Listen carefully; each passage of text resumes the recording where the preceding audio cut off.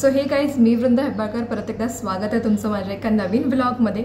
तर येस, आज आहे परत एक वीकेंड आणि मी चालली आहे तुलसीला भेटायला। ॲक्च्युली मी कंपनी स्विच केले, सो 3-4 महिने झालं माझी तुलसीची भेट नाही झालेली आहे। डिस्टन्स पण खूप झालेला आहे, म्हणजे मला तुलसीच्या घरी जायला किंवा तुलसीला माझ्या PG वरती यायला कमीत कमी एक 30-40 मिनटं लागतात।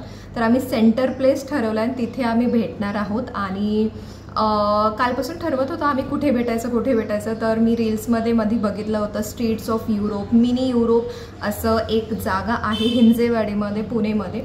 तर म्हटलं ती जागा एक्सप्लोअर करूया, कारण युरोपियन स्ट्रीट्स किंवा मिनी युरोपचा फील पुणेमध्ये घ्या असे प्रचंड रील्स मी बघितलेलं आहे। तर ती जागा मला एक्सप्लोअर करायची आहे।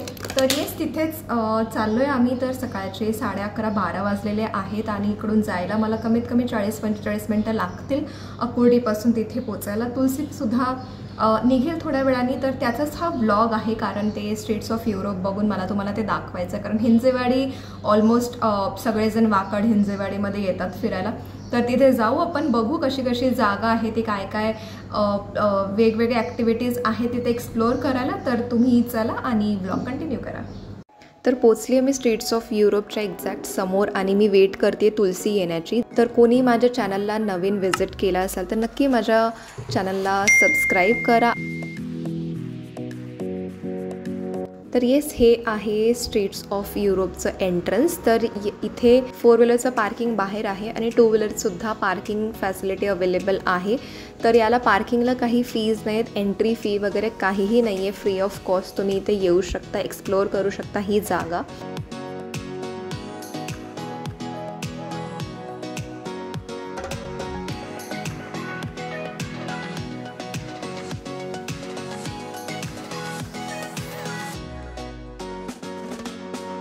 आणि याचं जे मेन एक्झॅक्ट ॲड्रेस आहे ते हिंजेवाडी फेज 1 मध्ये हे आहे स्ट्रीट्स ऑफ युरोप। तर खूप जणांनी बघितलं असेल ऑलरेडी, हे रील्समध्ये खूप ट्रेंड करत आहे आजकाल।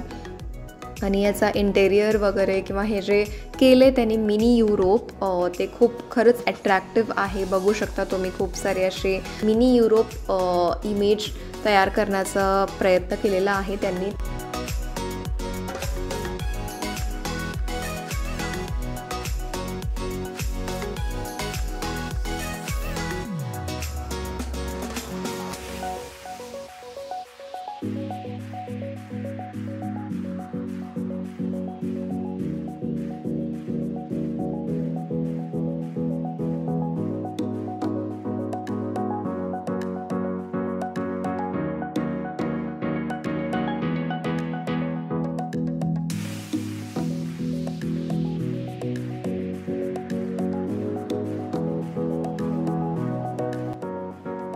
तर इथे खूप सारे जागा आहेत एक्सप्लोअर करायला। तर इथे शॉप्स आहेत वेगवेगळे, तर असे टोटल 3 लेन्स आहेत आणि 3 फ्लोर्स आहेत। तर वेगवेगळ्या लेनमध्ये वेगवेगळे त्यांचे शॉप्स आहेत। तर खाण्यापिण्यापासून मटेरियलिस्टिक गोष्टींचे पण दुकान आहेत आणि फ्लावर्सचं दुकान आहे। तर खूप जागा आहेत एक्सप्लोअर करायला।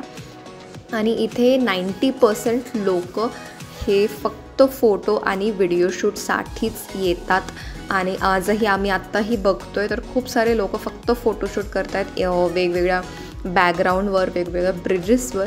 तर हे वन डे स्पॉटसाठी किंवा वन डे टूरसाठी ही बेस्ट जागा आहे पुण्यामध्ये। तर हार्डली पुण्यापासून, मेन पुणेपासून थोडंसं लांब पडेल, पण हिंजेवाडीमध्ये हे फेज 1 मध्ये आहे। तर फायनली आम्ही खूप फिरलो, फोटोज वगैरे काढलो आणि आम्हाला लागलेली आहे प्रचंड भूक। तर आम्ही इथे ऑर्डर केलेला आहे कुल्हड पिझ्झा। तर फूड आणि बाकी सगळ्याच गोष्टी इथे थोडंसं एक्सपेन्सिव्ह आहे। तर आम्ही सध्या खातोय कुल्हड पिझ्झा।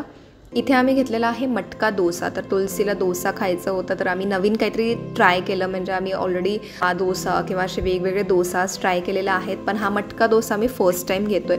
थोडासा एक्सपेन्सिव्ह आहे हा, 200 रुपीजचा हा डोसा आहे। पण इथे बघितलं तर डोसा आहे, तर मटक्यामध्ये ती चीजी क्रीमी पनीरची भाजी आहे आणि असं एकत्रित आम्ही मस्त लंच केलेला आहे।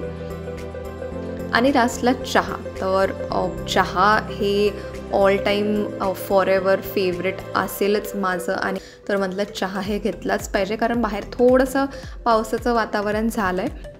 तर हा होता छोटासा व्लॉग या मिनी युरोपचा, स्ट्रीट्स ऑफ युरोपचा।